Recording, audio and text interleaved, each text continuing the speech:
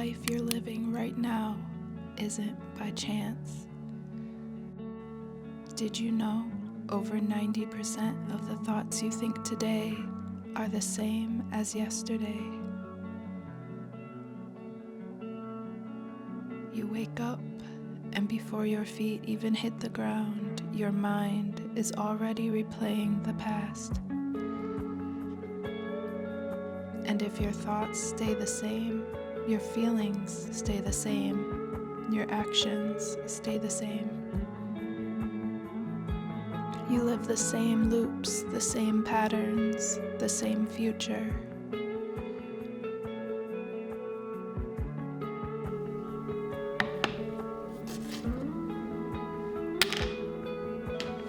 Your ego calls it safety, but in truth, it's a prison.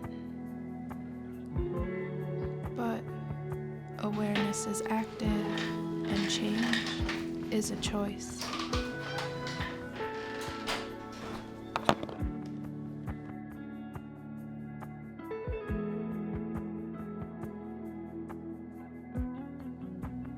Do you think people can change? I have to believe and know that we can. I've always been interested in healing, growth, development, breaking through intergenerational trauma, and neuroscience. I studied neuroscience in university and am interested in how we can apply it to our everyday lives to improve and to promote wellness.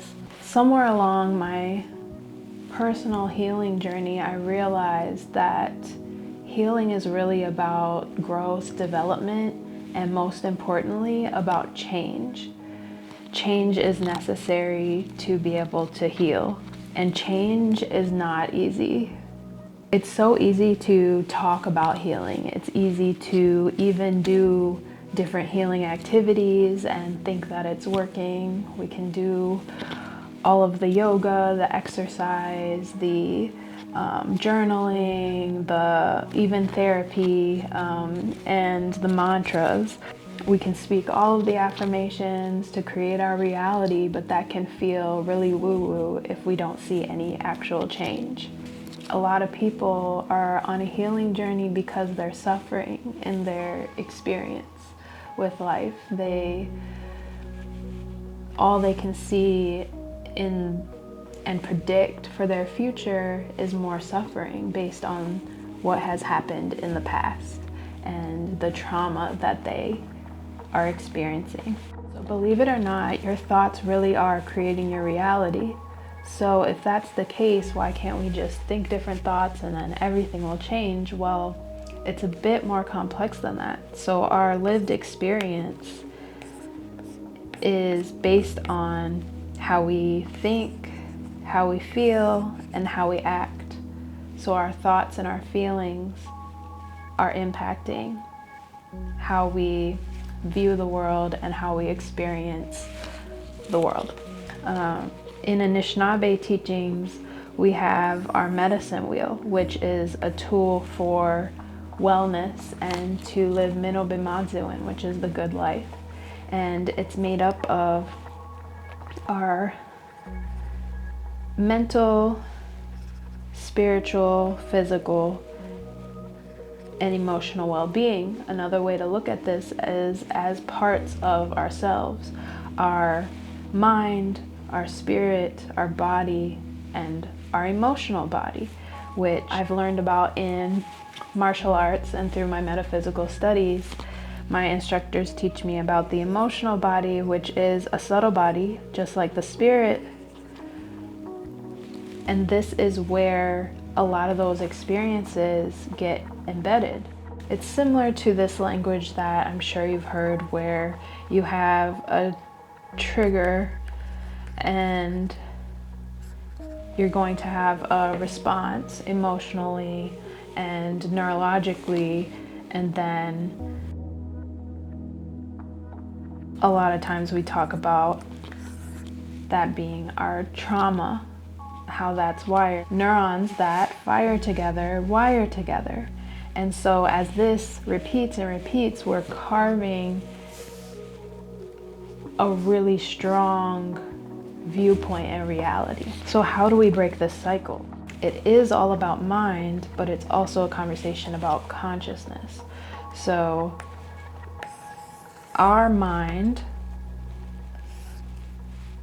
only 5% of it is our conscious mind. And the conscious mind is where our creativity is, and it's where our logical side of thinking is. 95% of it is subconscious. And so the subconscious is where all of our programming is embedded. So in life, we have these experiences that we've created stories around and had those sensory mapping onto our emotional body, and they get labeled as positive and negative. And this is what makes up our programming and how we view the world and all of those patterns. And they are at this point subconscious. So that's why you can feel like you're not having any change in your life and feel so powerless when those triggers come up, because it is a subconscious thing at this point. So we have to be able to find a way to get from the conscious mind into the subconscious. What is dividing these two is our analytical mind. And the analytical mind is the barrier, and we're not able to change with the analytical mind. So the analytical mind is able to look at our past self and analyze and get cognitive understandings about things, but we cannot experience true change just by doing this. And so this is where all those wellness practices are useful, but with focus and intention. You have to have focus and an intention to really get through this barrier. Another interesting thing about the analytical mind is that it is finished developing by age 7 to 12, somewhere around there. And lately I've been thinking a lot about the inner child.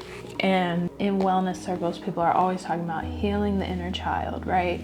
And I think that is so necessary, because the inner child is who created this analytical mind. It's how that was developed at such a young age. So the inner child is really a big piece of healing. And so in order to be able to reprogram and program, it has to be in a language that the inner child can understand. It has to be at the level of energy. Think about a child. Like, when we're babies, we are impacted, even in the womb, we're impacted by the mama's emotions and by all the emotions in our environment. We're learning everything very quickly through energy.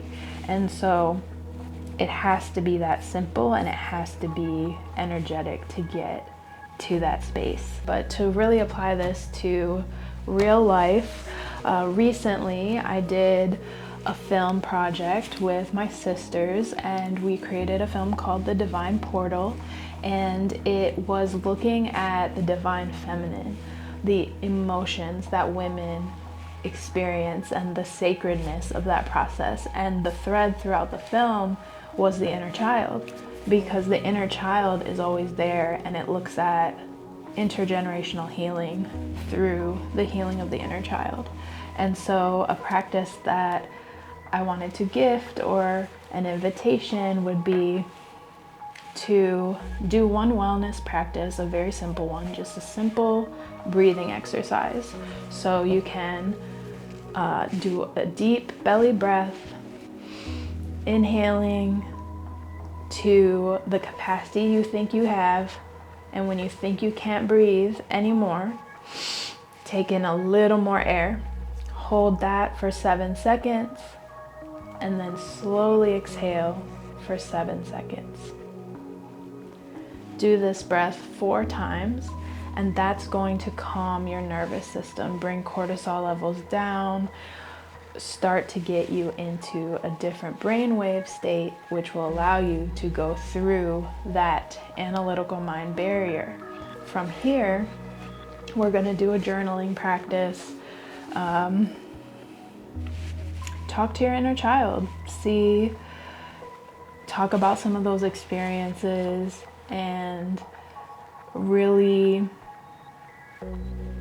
start to shift the meaning on some of those, like speak to your inner child and tell them that they're safe now, they're okay, and tap into new emotions of gratitude and like what it could look like to reshape some of those programs that we hold. And there's a whole lot more to this of how to really get into the proper brain wave state to get into the subconscious. That's like a lot of information, study, and practice. But the key takeaway is that awareness is a practice. It's not cognitive in just our thoughts. Even though we say that thoughts create our reality, yes, that is true, but there's also all of this. There's our emotions, our feelings, and how those get mapped into our body. So yes, trauma is real, and it takes a bit of work to actually create change in our lives.